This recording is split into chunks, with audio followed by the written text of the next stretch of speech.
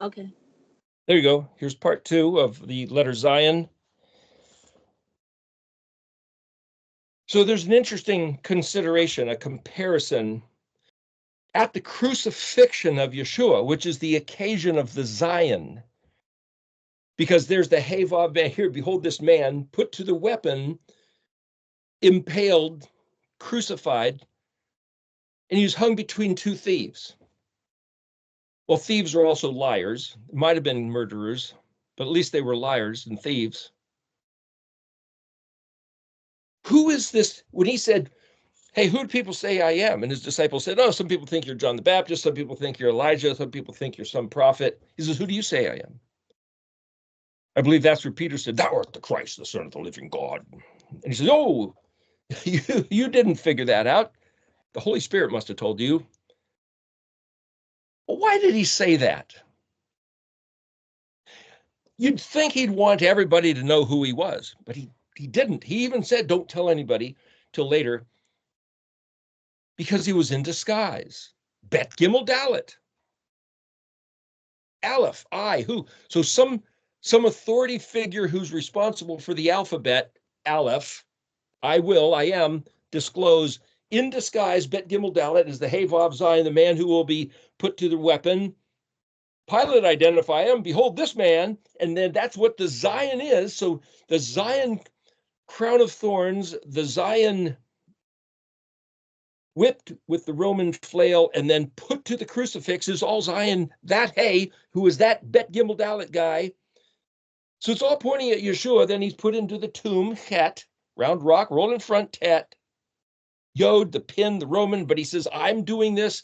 Nobody's doing this to me. So he was taking full responsibility. But on both sides of him were thieves and liars bearing witness, because it says in the Torah that a man's testimony doesn't stand in a court of law by itself. He needs to have 2 or more witnesses. So here's 2 witnesses who are liars about who this man is.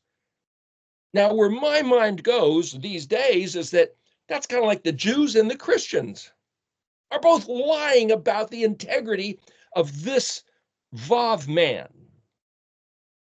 But at the transfiguration, Yeshua was up there with 3 of his disciples. I think it was Peter, James, and John, I think.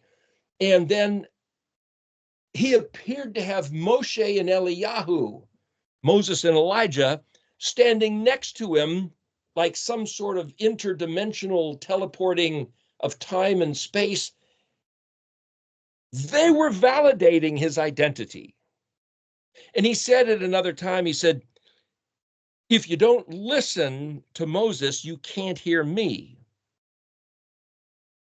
So somehow Moses and Elijah, Eliyahu, are the witnesses identifying. Some would say, well, that's like the Torah and the prophets. Moshe wrote the Torah, Eliyahu was one of the prophets, but so was Isaiah, so was Jeremiah. What's in Isaiah 52? We're going to look at that. But it's kind of like, if you want to know who this guy really is, don't listen to the Christians and the Jews. Oh, they'll talk about him. They'll say something. They'll point at the guy, but there's something corrupt. There's some devious lie going on. And we're told, he even said that the devil, if you believe in the devil, is the father of lies. So anybody that tells lies about that guy is voicing the agenda of the devil. The Nachash, the serpent in the Garden of Eden, saying to Adam and Eve, did Elohim really say that? Well, yeah, I know he really said that. Well, he was lying. He was tricking you. He really wanted you to do was, he was trying to rip you off from your status of being like him. He's holding back on you, getting you to doubt. So you could say the voices said, did Elohim really say have the 7th-day Sabbath? Well, no, we're going to change it, make it the 1st day. Did he really say his name was Yahuwah Zavot? No, we're going to call him the Lord God Almighty. Just isn't the case. That's not his name. There was no letter J, so there couldn't be a Jerusalem, a Jehovah, or a Jesus, or a James, or a John, or a Joshua. There was no letter J. Those are not the sacred names. Just aren't. Why don't they just tell us the truth? Well, it's too hard to say Yeshua, too hard to say Yahuwah. Really, it's too hard to say that. I've heard people say that. It's like, okay, who you going to believe? But at the Transfiguration, there's something about Moshe in the Torah. There's something about the prophets. What's the testimony of Yeshua? Revelation 19, verse 10 happens to be talking about the testimony of Yeshua. Well, what is that? Really interesting. So you look in the Aramaic, Andrew Gabriel Roth's book, AENT, and it says John had this angel standing there talking to him, and he was like falling at the angel's feet. And the angel says, hey, don't do that. I'm a fellow servant like you. You should worship only Elohim. Now, I sent this on the, it's in the chat. You guys could look at this. Nafal Kadem Ragal Samik Gimel Dalet is to prostrate yourself, which is a synonym with Shin Het He, to prostrate. Lamed He unto him.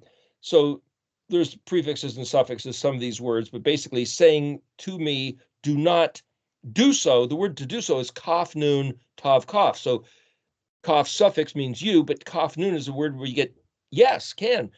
So do not, can. So I'm just trying to say the way you can analyze these Aramaic words of the Hebrew. Then there's this word ALEF-TAV Yod. It's like, what does that mean? You look it up in the dictionary, it means to spell a word. ALEF-TAV Vav Nun is an entrance. ALEF-TAV Nun is strong, firm, steadfast, stable, and ever-flowing wadi. Well, that's because Yod-Tav Nun is a tonic of something that's powerfully going. Remember, Aleph Hey Yod Hey, that's I am. But somehow Aleph Yod Tav Yod is another one of these self-referential words of being strong, and this is who you are. And spell a word. You know the spelling of the words. This is an ever-flowing wadi. This is a picture. It's an Aramaic word, not the Hebrew, but it's just this picture of this is reality. This is what it is. And I say that because it's not even translated like that. Exactly. Anyway, and this used 3 times in this sentence. Then there's this word dalet aleph chet yod. Well, aleph chet yod, achi is brother, your brother. So he's saying, this angel is saying, I'm self-referentially, I am your brother. Hey lamed yod nun. Hey lamed is brilliant. That's like having a halo, halin. The lamed yod is the mine. Lamed yod nun means lodging overnight. And it's like, this is where I'm at with you, basically is what he's saying. And then dalet aleph yod tav. There's that aleph yod tav again, self-referential. Lamed hey vav nun, belonging to hey vav nun is kind of the word them. It says you and the other. It's like the way they've translated this in the AENT. It's like I don't see it. So I'm just trying to look at each word here. Then there's this word samik hey dalet, which means witness, to bear witness and testify. Well, that's the same as the word ayin dalet in Hebrew, ed, ayin dalet. Here it's samik hey dalet vav tav aleph.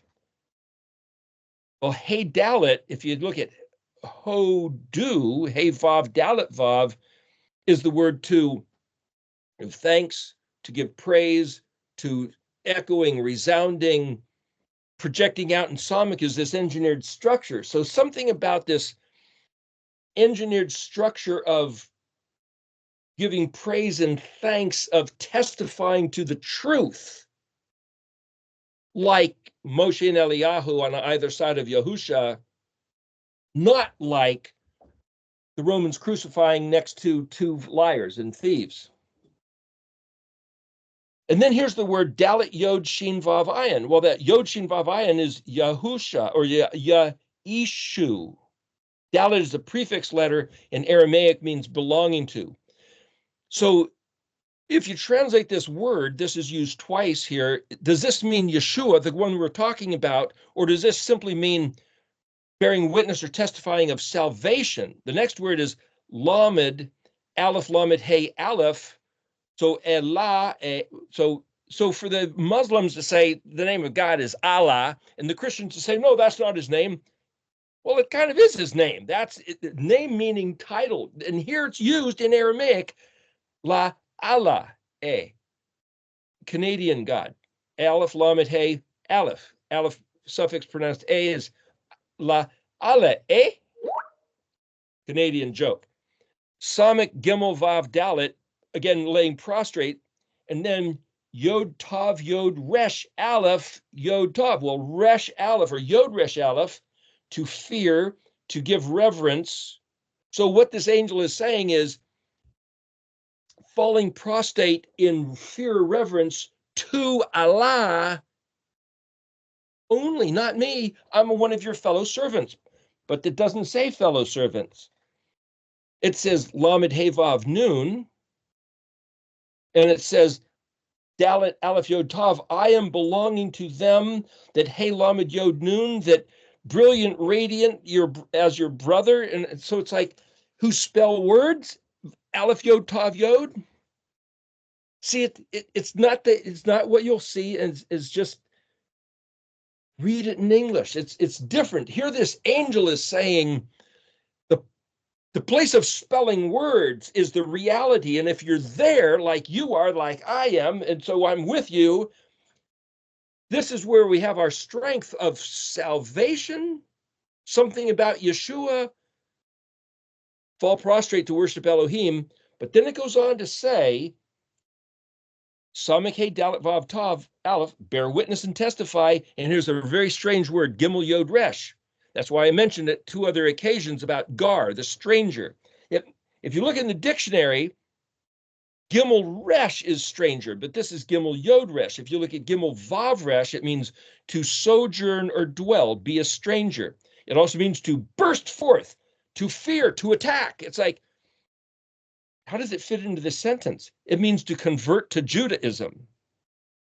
Gimel Resh is a foreigner, a temporary dweller, a proselyte. So at the time of the Exodus, out came 600,000 men, plus the women and children, plus the proselyte sojourners, converts, foreigners, Gimel Reshes.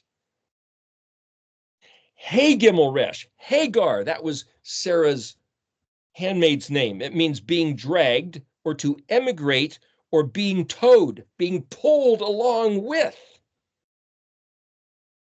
And then here's the word Dayishu of Yeshua, and then Aleph Yod Tav Yod Hey, self-referential again, and then it says Ruach, spirit of prophecy, Dalet Nun Bet Yod Vav Tav Aleph. So here's the reason for looking at this verse. The testimony of Yeshua is the spirit of prophecy. Have you ever heard that said? I've heard that, and when I bumped into this verse a couple days ago, it was like, what does that mean?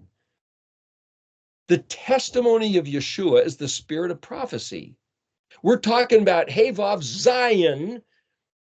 Well, the testimony of Yeshua, the Hey of that Vav man, this is the ZAYIN. It's the spirit of prophecy. Well, prophecy is Nun Bet.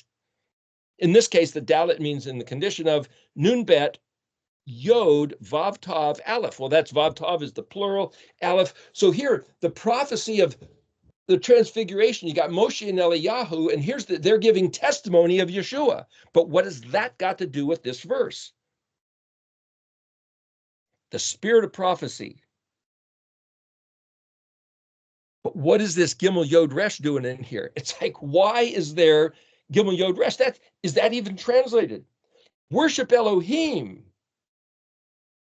The testimony, Gimel Yod Resh, of Yeshua is the Aleph Yod Tav Ruach of spirit of prophecy.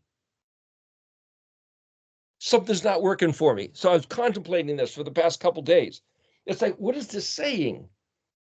What does it got to do with Hagar being dragged or emigrate or burst forth to attack or fear?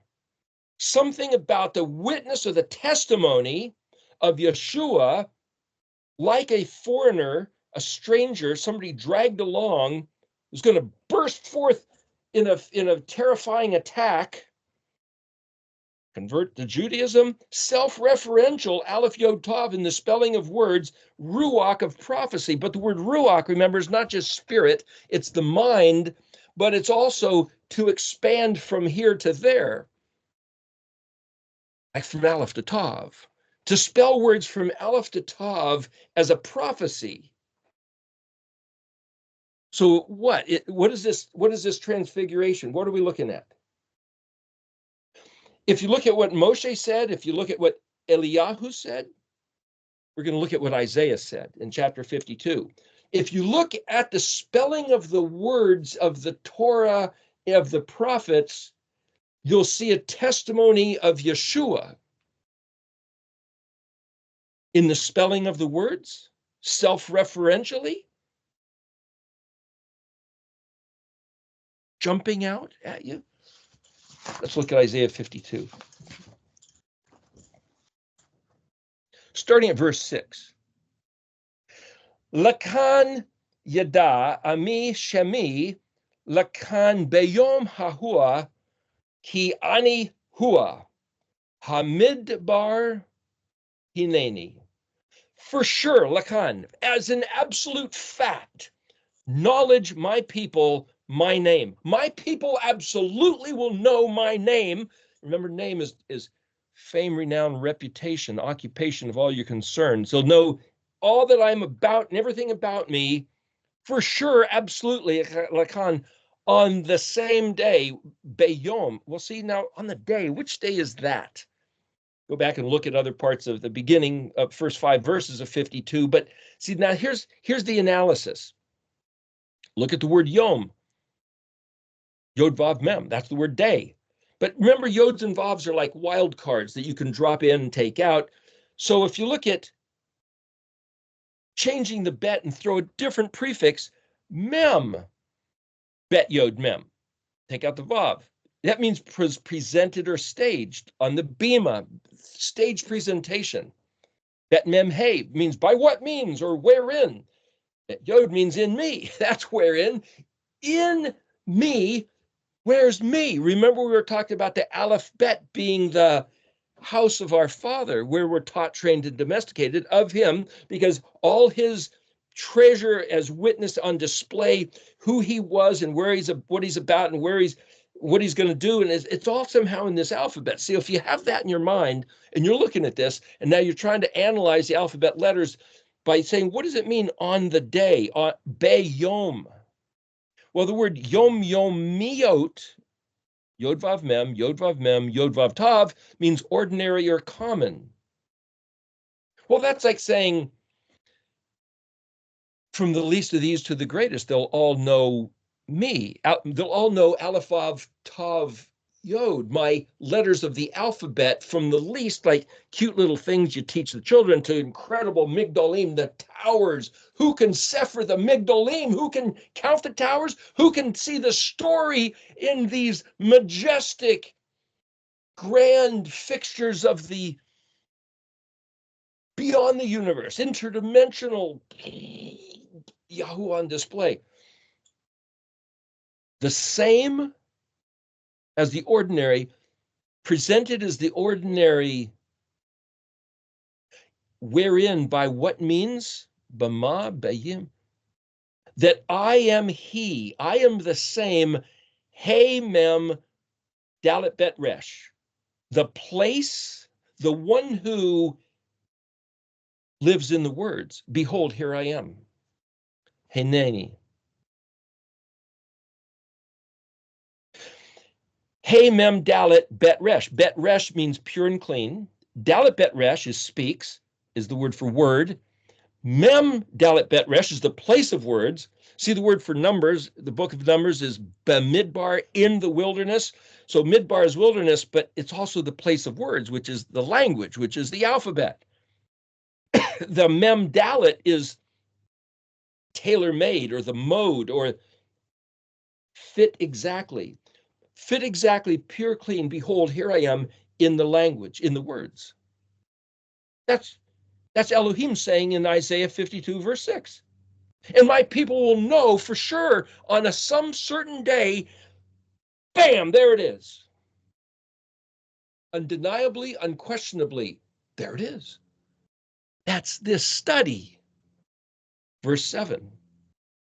Ma memhe, hyphened with nun aleph vav vav. Well, nun aleph means please, like please or now, but aleph vav means here.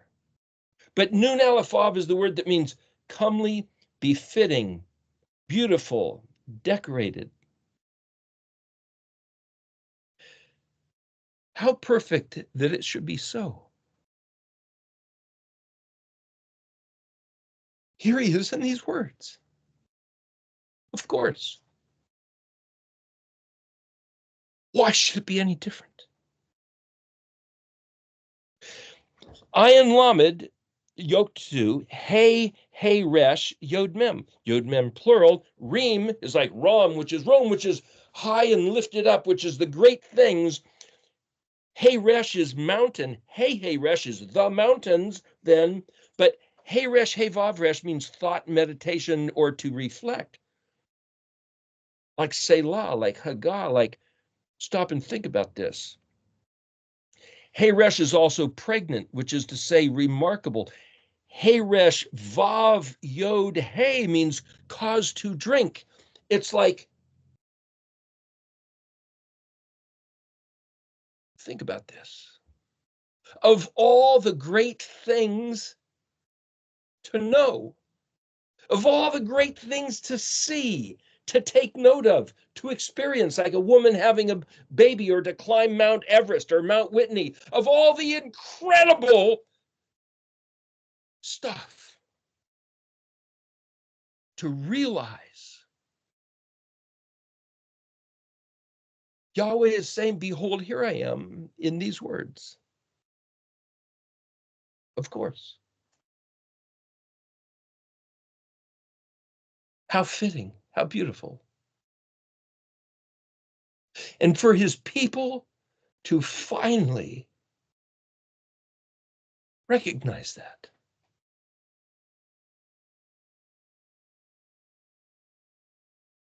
Regali, my feet, mebasar, the herald of good news. Mem shin, mem yod ayin, hearing, proclaiming shalom, mebasar, tov, meshamiah, Yeshua.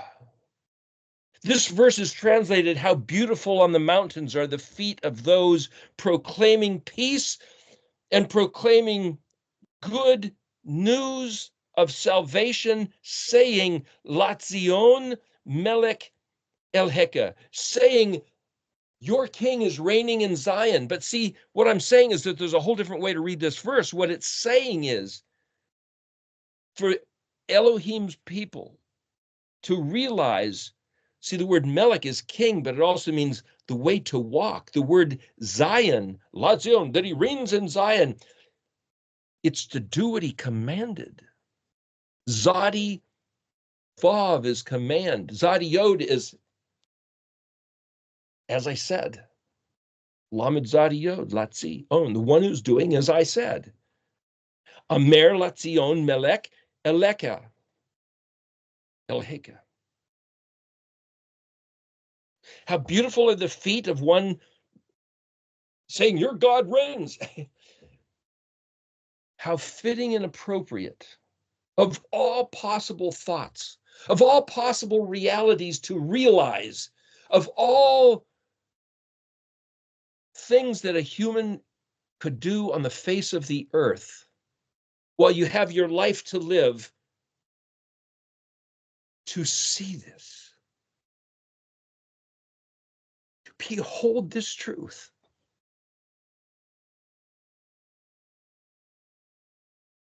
It's the epitome of all thoughts. Yahuwah is wrapped up in his language, his words, his dabar.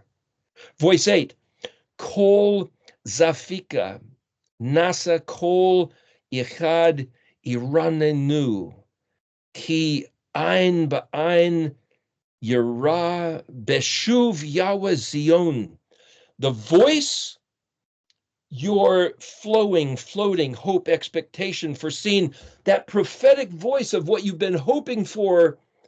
Lift up the voice and unite together. Ringing cry, shout of joy, the eyes that can see. Ayin be'ayin. Yeshua said, if you have ears to hear, if you have eyes to see, what the Spirit is saying to the churches there in the first 3 chapters of Revelation. See it, Yod Resh Aleph Vav, and return and say encore again, repeat, Yahweh Zion. Yahweh's going to come back to Zion, come back and be the one who does what Yahweh says. Zadi Yod Vav Nun. Here's some tricky wordplay going on. That's the last word of verse 8. And you'll see in the dictionary that Zadi Yod is one who cries out in the desert, a dry place. Zadi Het means dazzling, bright, clear. Very similar to Zayin Hey. Remember, we were looking at that? Bright, clear, the Zion matter. Look at this. Well, Zion is spelled with a Zadi, not the Zion, but they're similar because in the Mishkan pattern, the 7th letter, Zion, if you start over with the Het Tet Yod, Kaf Lamed, Mem Nun, Samek Ayin Pei, Zadi, the Zadi is also in the position of the 7th.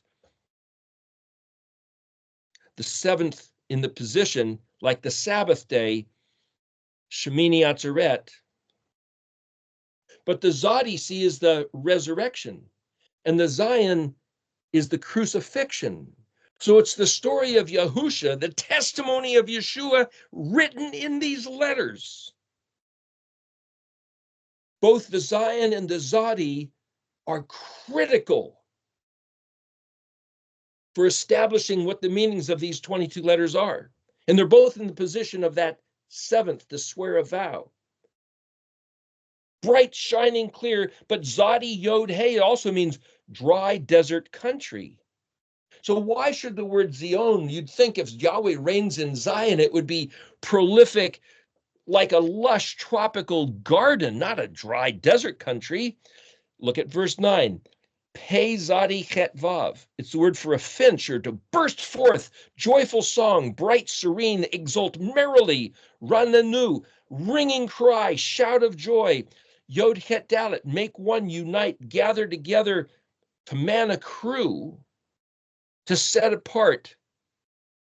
So we're going to be alone together is the concept. Well, it means all by yourself, but with everybody else who's all by themselves, being united. Echad, Aleph Het Dalet, this is Yod Het Dalet, like the 12 tribes. It'd be not like anybody else in the world. It's to be set up like the angel said, hey, I'm set apart like like I'm your brother. Don't worship me, worship only Elohim. And then here's this word, Het Resh Bet Vav Tav. Well, Het Resh Bet is the word for sword, plural, swords, but see, it's also drought, waste, desolation, ruin, pruning knife. The pruning knife, like the word to sing, Zimmer, where Yahweh's going to prune and throw into the fire whatever it is not producing his fruit, good fruit, fruit that he can make use of. So there's a desolation or waste, the pruning knife being put to Jerusalem. But then it says, Ki Nacham, because desolation, or because consolation and compassion of Yahweh, his people, Gimel Aleph Lamed, Gaal Yerushalayim. Well, Gimel Aleph Lamed is the word for redeemer, but it also means to ruin, defile, or polluted. But Gimel and Lamed, like the yin yang, like the Korean flag, like the revolving door, is to turn around. If you have a voucher, it's a piece of paper like a coupon, and you can go to the store in the right time frame for the right amount of money and turn it into a real product. For Yahweh to reign in Zion is a dry desert country, and the sword is that which brings drought, waste, and desolation.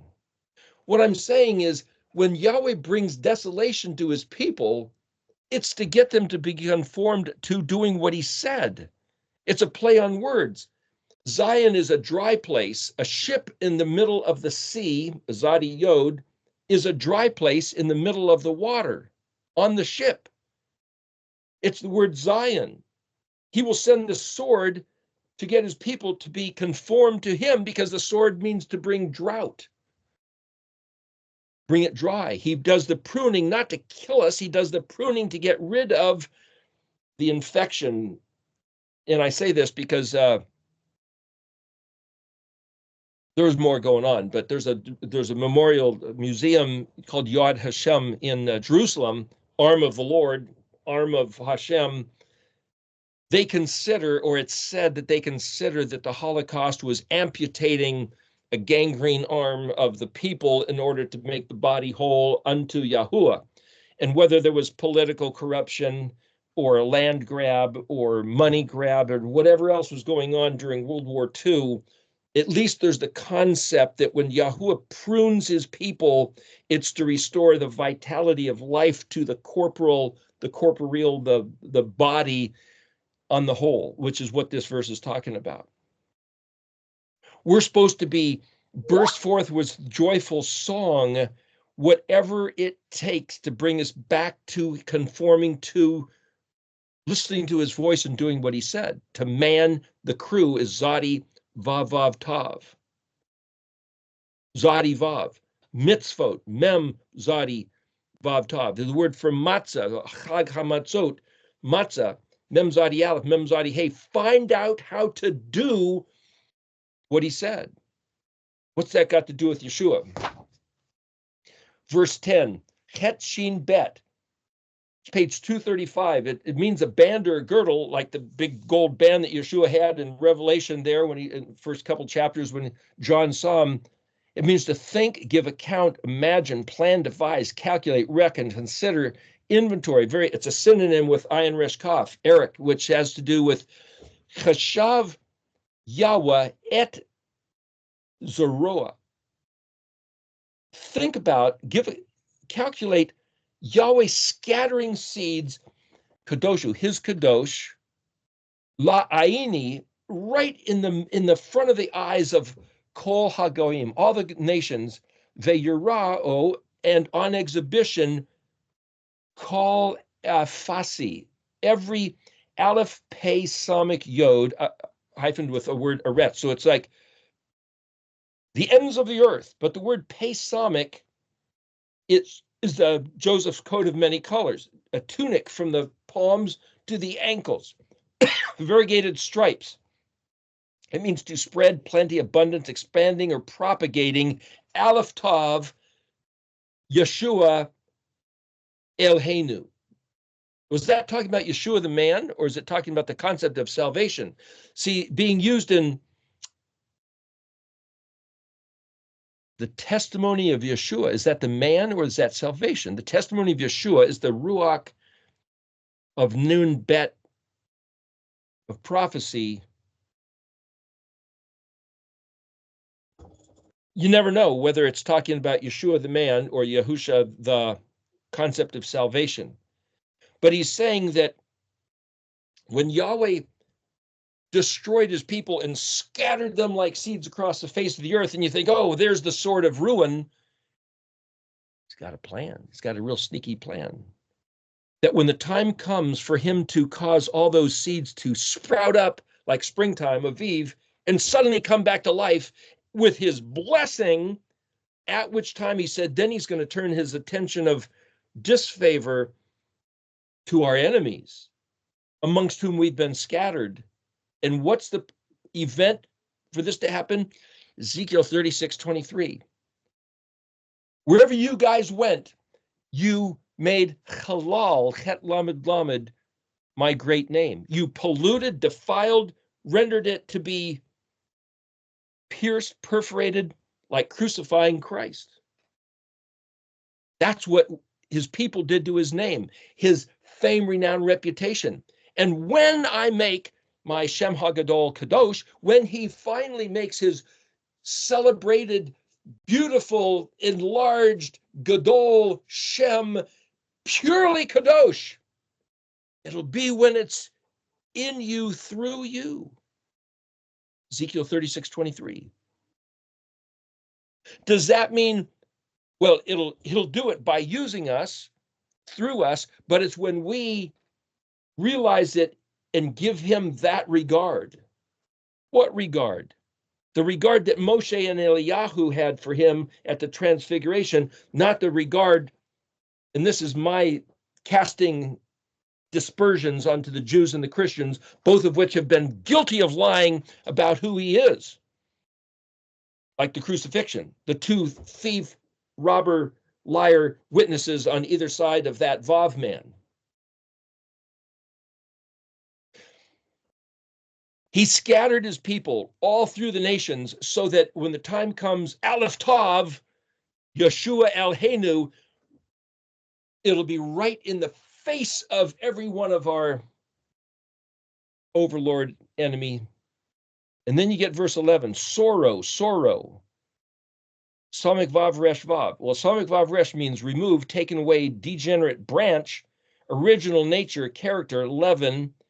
It's a stevedore who stacks luggage. Zadi ALEF-TAV is to treat, as discussed, to expel, but it's also to publish. Mashem can mean the place of name, but it also means away from name, away from place. Tet Mem Aleph, this is verse 11, Isaiah 52. That's the word unclean, defiled, impure. Tet Mem means to make stupid, like cancer, lump of growth. Tet Mem Yod Vav Nun, a government treasury to dispense portions. So there's something about, take it away. A degenerate branch, like lopping off, pruning the branches that don't produce proper fruit and throwing them into the fire. There's something about this verse 11. Samik Vav Resh. Resh means rebellious or stubborn. The original nature of the Israelites was to not go along with the program, not do what he said, to want to go back to Egypt. You just brought us out here to kill us. Gosh, it's been this constantly. Aleph Lamed means toward, but also means not. Then Tav Gimel Ayin Vav. Well, Gimel Ayin, thinking that was Resh. Gimel Ayin is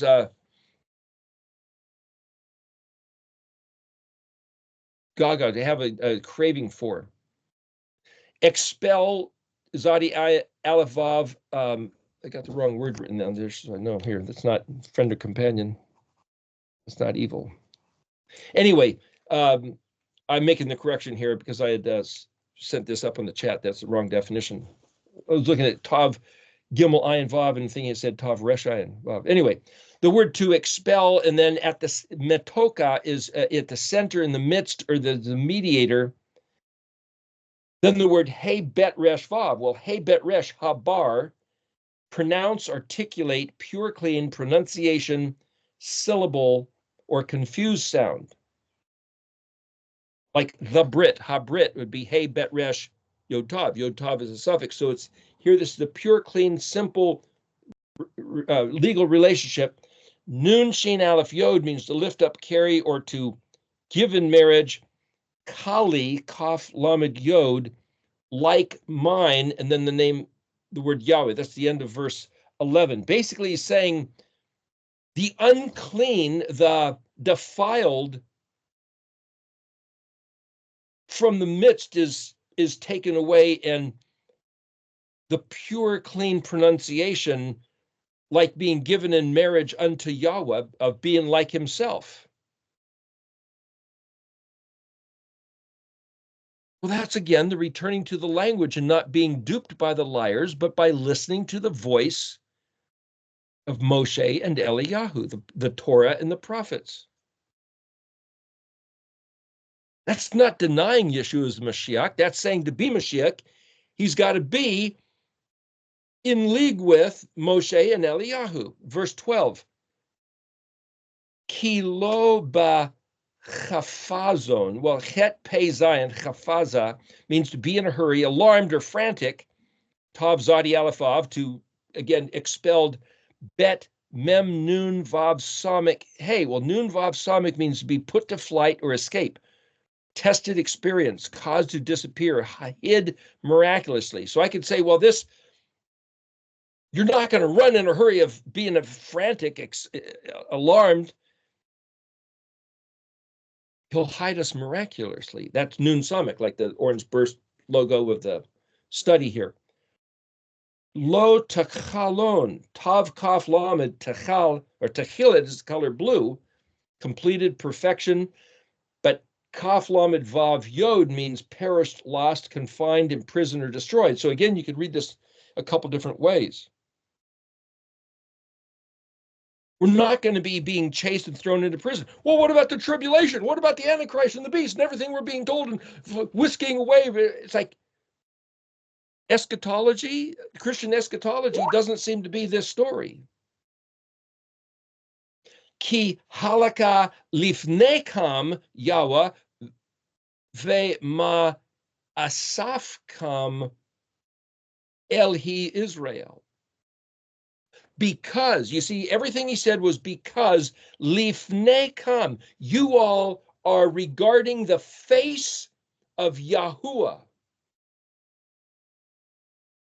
Then the word Aleph Samik Pei is collected, gathered, translated rear guard, the Elhi of Israel. Because we are regarding his face, he is covering our backside. We can't be flanked by the enemy and attacked from the rear, what the Amalekites were doing to the people. Because walking lifnei, kaf mem is you, because we're walking like he told us to. And the only way you can do walking halakha like he said is to stop listening to the liars. Verse 13, behold, hine ishakil obedeka irom inasa igava ma'ad. Behold, how wise Shakil, contained, comprehend, calculate, measure, very similar to with Het Shin Bet. The first word in verse 10 appeared to think, give account, imagine, calculate, consider. It's like, wrap your mind around this, understand this. The word Shakil is wise, shrewd, cunning, crafty. Shin Kaf Lamed means insight, prudence, prosperous, success. To place things crosswise, like stacking bricks, or the Lincoln Logs, as I was mentioning the other week. Obedi, my servant, Rome and Nassau, high and lifted up. And then there's this word Gimel Bet Hey, and then Mem Aleph Dalet. Well, Mem Aleph Dalet is madly, like, this is like all the way. What's Gimel Bet Hey? It's a eyebrow. Well, there's a symbol in music. It's called a fermata. It's a like an eyebrow with an eye. It's called a bird's eye. Not that it has anything to do with a bird. It just looks like a arch with a dot. And what it means is vault, extended, sustained, exalted himself, lofty point of culmination on steroids, madly. It basically saying, for my servant, Yahuwah here saying, for my servant to have this kind of shrewd wisdom, containing and calculating what? To do what he said? To realize this is the highest culmination by which any man can exalt himself. If you were going to seek any treasure, any opportunity, any accomplishment while you walk the face of the earth, this is it. This is Gimel Bet Hey. It's also the word for board or plank, or pit or cistern, and the treasurer or collector of dues. Oh, wait a minute, that's just like the word ALEF-BEIT Yod, the tunic. See, this place, I'm trying to describe this on purpose. Joseph was given by his father Yaakov a tunic that went from the palms to the feet. It's the thing that His brothers hated him. It was just in their face. It's like, but see, this coat of many colors were stripes, variegated stripes. It means border plank. It's the same as this word that means border plank. It's the treasurer, collector of dues, Pesach Yod. They threw him in a pit, a cistern, hoping that the scorpions and snakes would bite him and kill him. That didn't work, so they sold him as a slave into Egypt, where he became the one who divines mysteries, Zaphnath Paneach. These are all pictures of the type of Yahusha being Ben Yosef, then Ben David, in disguise, then made perfectly radiant clear as the Sar Shalom. It has to do with understanding these words. Verse 14, Ka Asher, like, Shin Mem Mem, Vav, appalling, horrified, devastation, insane, ruin, empty. Remember, we're talking about Yeshua being the Vav man put to the ZAYIN.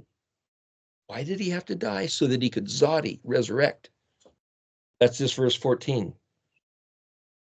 Just like Shemamu, appalling, horrified, devastation, insane, ruin, being made empty, empty is halal, pierced, perforated, drained out, made empty and hollow. But also your ascent, Ayin Lamed Yod Kaf, your promotion to a higher dignity, Ravim, greatly multiplied, compounded. That's the resurrection. Kaf Nun, yes, absolutely. Mashakat, Mem Shin Het Tav. Mem Shin Yod Het is Mashiach. Get rid of the Yod, and it's still to measure, to be anointed. Shin Het also means to prostrate oneself. Samik Gimel Dalet, going back into, don't tying this in with the verse in Revelation, don't fall before me, prostrate yourself before Elohim. Shin Het Tav, this is Mem Shin Het Tav. So if you look at Shin Het Tav, instead of saying Tav as a suffix of the word Mashiach, Shin Het Tav means corruptly, spoiled, destroyed, ruined, to the grave, the pit. Again, bringing back in this picture of Joseph. And then Mem Aleph Yod Shin, the place of man, Mem Resh Aleph Hey Vav, appearance was shown. But see, Resh Aleph Hey is also a mirror, or the instrument by which to see. Yeshua came here and was put to the weapon so that he could Zadi, resurrect, to be the instrument by which we can all look at it and say, what's going on here? Why does the world exist? What does it mean to be a man on the face of the earth? Oh, look, he's going to play out the drama, the stage presentation of, you guys brought ruin and destruction, but there's the promise of the incredible resurrection, of being restored to favor. He came to portray that drama. The next word, Vav, Tav, Aleph, Resh, Vav. Tav, Aleph, Yod, Resh, Ta'ir, it means to be describable. Tav, Aleph, Resh is outline, form, figure, described, appearance, quality, degree, and embellished. Then the word Mabani, Mem, Bet, Nun, Yod. Mem, Bet, Nun. Bet, Nun means son, Ben Adam, son of man. Bet, Nun, Hey means construction. Bet, Yod, Nun means to understand. So Mem Bet Nun means structurally built. Tav Bet Nun, change the prefix from the Mem to a Tav, and you get the word paradigm, model, pattern, or formational, which is the Tabanit, which is the word pattern, as in Tabanit Mishkan. He came structurally built as the Son of Man to show man death and resurrection, and he came to formulate, to be the quintessential example of the entire storyline. The last word of the sentence there, 14, is man. Verse 15, yes, this, kan yazah, goyim ravim, many nations, Ayin Lamed Yod Vav, his ascent promotion, Yod Kuf Pei Zadi Vav. Well, Kuf Pei Zadi means shut or draw closed in a hurry, like a a trap snapping shut. Melakim peyod he mem payaham. Kings' mouths will close. What's a king? Melakim. Mem is the prefix, one who, lamed kaf, tells you, go, come. In other words, you could say many kings' mouths will shut, but you could say the ones who say this is what it is, go here, do this, don't do that. Those are the professors. Those are the priests. Those are the people who supposedly know.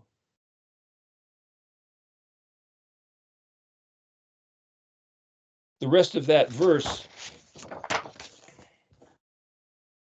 Ki amer lo sefer lahem resh aleph vav, because they don't know how to sefer regarding this perception. Ve'asher lo shemao ha tabonanu. They've never thought of this. They don't know how to sefer samik peresh, this appearance. They have not heard or believed our, and then the word tabonon, tav bet vav nun, pattern, understanding, design, engineering, wisdom, intelligence, theoretical rationalism. That's the understanding of this alphabet, according to the Mishkan pattern, according to see Yeshua's Messiah as being the prototypical archetype, quintessential role model of Adam. Death, resurrection, unto eternity. It's all right there. It's all right there in the letters. They've never seen it. And then to look, that's the last verse of Isaiah 52. Look at the first verse of Isaiah 53. Mi amin lashematanu ve'zera Yahweh el mi nagalta. It's translated, who has believed our report? And to whom has the arm of the Lord been revealed? It's like, that's almost like theoretical, esoteric sort of poetry. But if you look at it, the word Aleph Mem Yod Nun. Hey, Aleph Mem Yod Nun. Mi ha amin. Well, Mem Yod is the word who. Hey, Aleph means here. Aleph Mem is mother. Mem Yod Nun means to count. But amin means faithful believer. So from here, the mother, nation, metropolis, like a factory, that's where you make something. Where does it go? Where does the noon jump out of this mem? Who is it, or what does it mean to take from here? From where? From understanding this stuff that we've just been talking about, to take it from here, la shematanu. Well, shema, shin mem ayin means hear, believe, and then do, behave, live because of it, accordingly. Shema is not just who has heard our report. Who is it that will be the faithful believer from here forward, nooning from this Aleph Mem place, taking this understanding, this that we hear, Vav Zayin Resh Vav Ayin Yahuwah. That's the arm or progeny, the arm of Yahweh. He casts seed like throwing vegetables with his DNA. See, Yahweh is the Shem Zakar. The Zakar is this masculine seed planting tool. It's the seeds with his DNA that are vital, ready to sprout as soon as he gives the word. Who is it that believes this and are ready to just go, Ayin Lamed, yoked with whoever? That's Mem Yod, and the word is Nagalta, Nun Gimel Lamed Tav Hey. Nagala, Nagila. Gil, Gimel Yod Lamed, again, the Gimel Lamed, this is Nun Gimel Lamed. Nun is the action of turning around. Hava Nagila, the song, it means joy, exulting, rejoicing. But you can't look that up in the dictionary. If you find Nagal, Nun Gimel Lamed Hey, clear, visible, apparent, concrete. But Gimel Lamed means to discover, revealed, open, uncovered, Hey Gimel Lamed Hey, appearance. Gimel Yod Lamed Gil has to do with the circle or one of the same age of the same generation, Dor Lador, generation to generation. This is who is it that's in this circuit of being able to see this discovery and rejoicing with what we were reading is the Ranenu Petzach, the bursting forth with a joyful song that says, I see it. I have eyes to see. Thank you, Yahuwah. This is incredible. This is incredible. To be able to see Yahusha as the role model, not just that Adam can be resurrected, but that Israel can be brought back from the diaspora, the dispersion, back from being Yahweh's face turned away to where Yahweh's face is lifnei with his pleasure, his people, listening to his voice, doing what he said. But the only way to do that is to stop listening to the ones that he allowed be our overlords, our overseers, teachers, priests, rabbis, whoever it is that doesn't see this stuff, but they don't know because he had blinded their eyes. It's not about putting them down. It's not about accusing anybody. It's not about thinking the devil's been too strong. It's about saying the people that lived on the face of the earth for all the years before us hated his stuff, didn't walk in his ways. And even though Yeshua was here and Moshe and Eliyahu and the Ruach HaKodesh, nobody wanted to listen. Nobody wanted to do it. And all we have to do is say, whatever Yahweh says, I will hear and I will do. And then do it. And the whole thing opens up. And so when I hear talk on the internet or from the churches or books or whatever about the tribulation and the beast and the Antichrist and the man of sin, it's like, whatever. It's like, these words are astounding with life, with strength, with the tonic of theoretical, rational, his plan. That's the ZAYIN. Not just the fact that Yeshua is the Messiah, the man put to the weapon, but this plan that Aleph had to make this Adam's life on earth. And that we right now get to participate in this enlightenment. Is Gavah, Gimel Bet Hey, there's nothing that could be better. Madly so.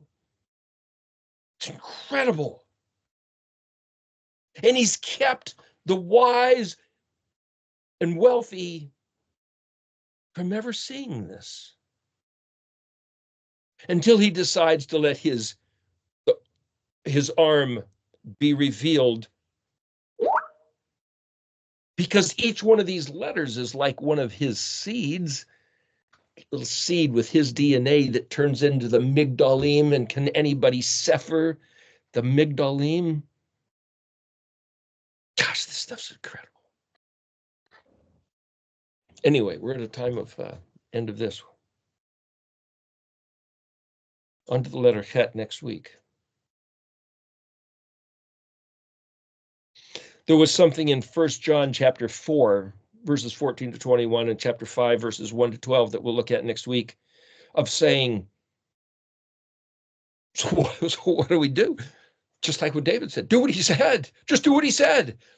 Look, his mitzvot, his chok, his mishvat, just do what he said. Just do what he said, and it all works. So David just sat there and he thought, I'm going to make up a bunch of songs, and I'm going to sing the songs to keep telling myself, keep me on that track. That's why I think when he was like, saw Bathsheba and was like, what? And was just like, wow. Somehow his wheel went off the road and he didn't even realize it. And when Nathan the prophet came and said, you're the man, it's like, oh, wow. Yeah.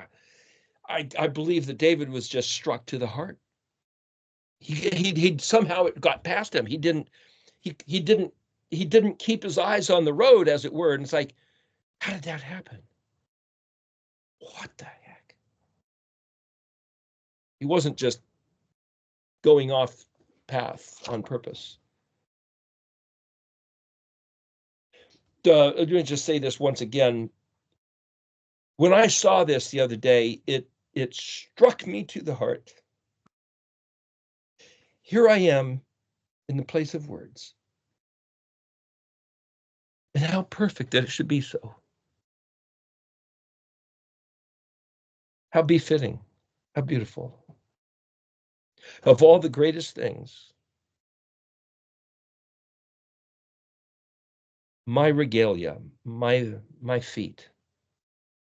What an incredible message. What incredible good news. What an incredible thing to sing about. Mabasar. The thing to sing about. There you go. Carla, you want to close us off in a word? Sure. Hallelujah, Abba. We thank thee and we praise thee for thy word, for thy mishpat, for thy chokmah. We thank thee, Abba, for Chai, for thou art life, and thy word is true. We praise thee, Abba Yahweh Sebaot, for thou art Hagadol. Toda Abba Yah, B'Shem Yosha. Amen. Hang on, don't shut off yet. There's one thing I forgot to mention. The fact that Gimel Yod Resh was in Revelation 19:10 was the key to the whole thing.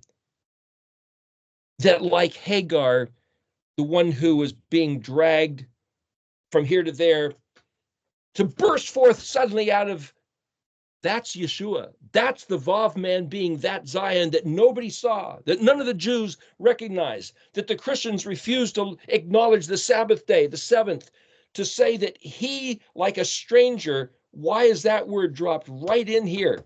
The testimony of Gimel Yod Resh, Yeshua, Aiti Ruach, the spirit of prophecy, is to say, when he just jumps out and says, here I am, right in the middle, the Ruach is the alphabetic sequence. That is the prophecy. To see that, to see him as the ALEF-TAV Yod, the self-referential tonic of strength, of steadfast stability. That's everything. The gear.